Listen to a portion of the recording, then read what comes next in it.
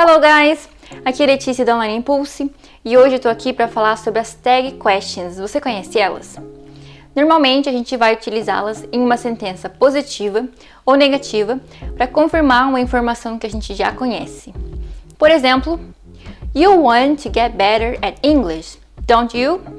Então essa perguntinha, pequena no final dessa frase é uma tag question e a gente vai conhecer, estudar mais sobre esse assunto na aula de hoje.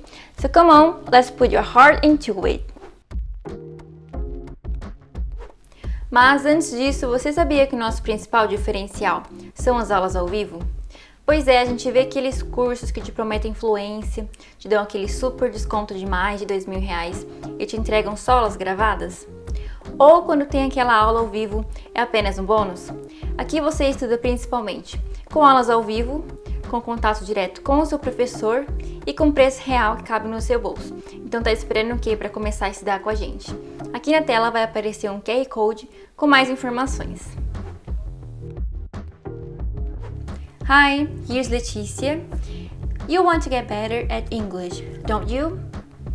Today we will learn about tag questions. But what is a tag question? Normally we have a statement, can be positive, can be negative, and after that we have a tag question that actually is a mini question, and we use them to confirm the statement if it is true or just check if someone agrees with us. So, just like the phrase that I just used, you want to get better, you want to improve your English, don't you? So actually, I just asking that to confirm an information. So this is how we can use them. But in this lesson, we will check some examples and also see if there is any rules we need to pay attention. So let's move on to the next topic, shall we? Now let's check how can we use a tag question. So I comment about a positive statement and negative statement, right? But how we use them, how we work with them. So here, if I use a positive statement, I just need to use a negative question. So pay attention to this example right here. Snow is white, isn't it? So snow is white is a statement. So it's a positive statement. But when I ask, isn't it? Actually, it's a question, but the question is in negative form, right? Is no right here is it. So pay attention to the verb to be, if you have a modal verb or no, or not. So in this case, positive question is a negative tag. But what about if we change? So if we have in this case a negative statement, so we should use a positive tag. So just remember this. So let's check one example. For example, you don't like me. So here is a negative statement. You don't like me, do you? So now the tag is positive. So do you? You don't like me, do you? So this is how we can work with positive and negative statement. So basically, using them is not difficult. Actually, it's easy to create and to use a tag question. What is difficult is to get certain words right. So that's it. Now let's move on. In this section, I bring more examples so we can practice more. Just get to know more ways that we can use a tag question. Just remember, always pay attention to the statement if it is positive, negative, if we are using a modal verb, an auxiliary verb, for example. Just to pay attention so we can use the right subject to make a question, to use the right tag question.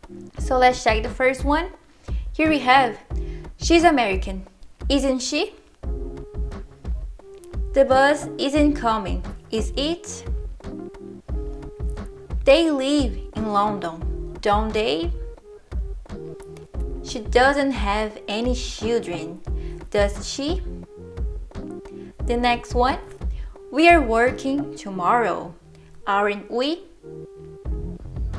It was cold yesterday, wasn't it? So here, it was cold yesterday. A positive statement is a negative tag. She wasn't at home yesterday, was she? Remember, checking on information. He went to the party last night, didn't he?